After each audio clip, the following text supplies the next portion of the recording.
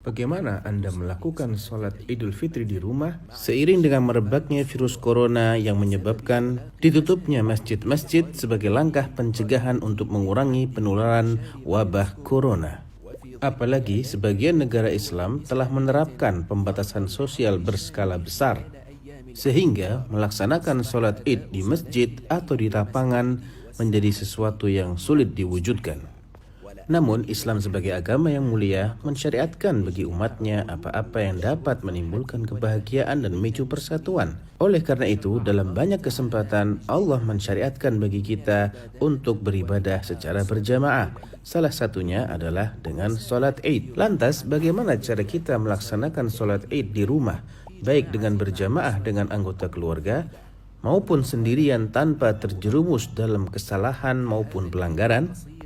Dalam video yang singkat ini, insya Allah kita akan belajar tentang hal-hal berikut. Sejauh mana disyariatkan sholat Id di rumah? Apa yang Anda harus lakukan sebelum sholat Id? Kapan waktu pelaksanaan sholat Id?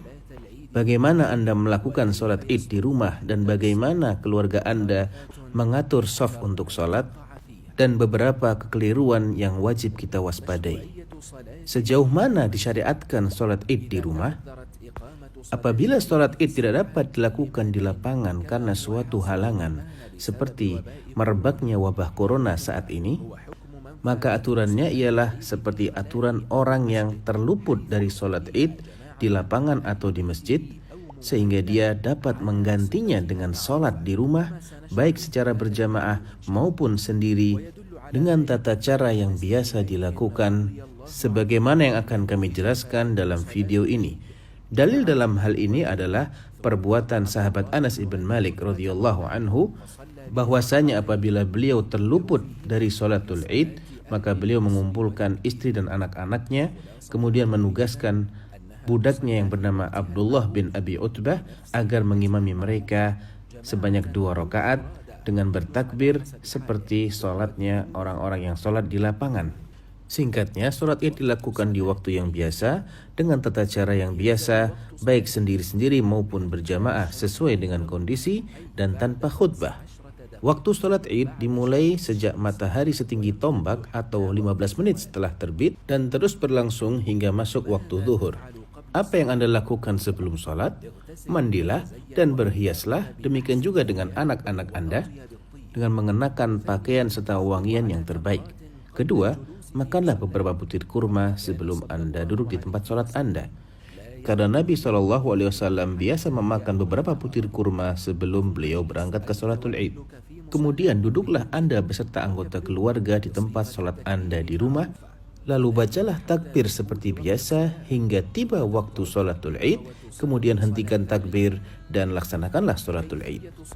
Tata cara sholatul Id. Bila waktu sholatul Id telah masuk, maka berdirilah Anda dan anggota keluarga untuk melaksanakan sholat tanpa mengumandangkan iqamah. Kemudian imam berdiri menghadap ke dinding atau sutroh, sedangkan makmum mengatur barisannya sesuai dengan keadaan masing-masing sebagaimana yang dijelaskan dalam gambar peragaan.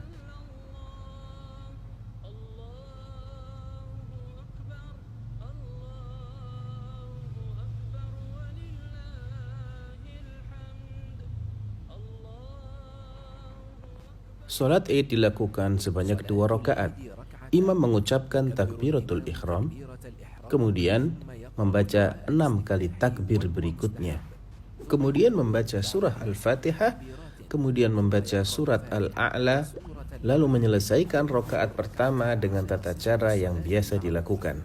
Kemudian bangkit ke rakaat kedua dengan mengucap takbir, lalu mengucap 5 kali takbir setelahnya dengan mengangkat kedua tangan setiap kali takbir dan tidak tergesa-gesa dalam mengucapkan takbir. Kemudian hendaknya membaca surat Al-Fatihah dan dilanjutkan dengan surat Al-Ghashiyah. Selain kedua surah ini dapat dibaca surah Qaf dan surah Al-Qamar. Kemudian imam menyelesaikan sholatnya dan mengucapkan salam tanpa melakukan khutbah, karena sholatul Id di rumah tidak diikuti dengan khutbah. Beberapa kesalahan yang wajib Anda waspadai. Kebahagiaan hari raya tidak akan sempurna kecuali dengan melakukan ketaatan kepada Allah dan sesuai yang disyariatkan. ومن يطع الله ورسوله فقد فاز فوزا عظيما. Oleh karena itu, waspadailah beberapa pelanggaran agar pahala Anda tidak sia-sia dan kebahagiaan Anda tidak sirna. Hindari begadang di malam hari raya agar Anda tidak kesiangan untuk sholat subuh ataupun sholat Id. Jangan tinggalkan sunnah Nabi di hari raya, seperti mandi, berhias, memakai wangian, dan memakan beberapa butir kurma. Berada di rumah tidak berarti memutus komunikasi dengan karib keluarga saat hari raya, karena tersedianya sarana komunikasi telah memberikan kita keleluasaan untuk bertegur sapa dan mengucapkan selamat hari raya.